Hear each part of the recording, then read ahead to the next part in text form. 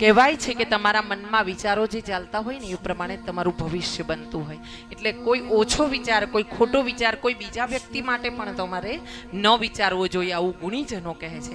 એમાં એવું બન્યું હતું કે એક ઋષિ હતા અને એ ઋષિ મુનિ એક આશ્રમમાં પોતાનો આશ્રમ અને એની આશ્રમની વાહવાઈ, એની કીર્તિ દેશ વિદેશમાં કે આ ઋષિ છે, આ મહાત્મા છે અને એમના આશ્રમના આશીર્વાદ એમના લેવાથી તમારી આધિ વ્યાધિ ને ઉપાધિ દૂર થાય છે. ને એવા ઋષિનો જ્યારે સમય પૂરો થયો આ પૃથ્વી લોકમાં અને એમના અંત સમયે જ્યારે એમના બધા શિષ્યોએ એમને ઘેરી લીધા અને ઈષ્ટદેવનું નામ સ્મરણ કરાવવા માંડ્યા અને ઈષ્ટનું નામ સ્મરણ કરતા કરતા છેલ્લા સમયે, છેલ્લા શ્વાસે આ ઋષિમુનિ જે હતા ને, જેમને અનેક સિદ્ધિ હતી, દેશ વિદેશમાં એમની મહાન કીર્તિ ફેલાયેલી હતી, યશ ફેલાયેલો હતો અને એ ઋષિની નજર એક જગ્યા પર પડી.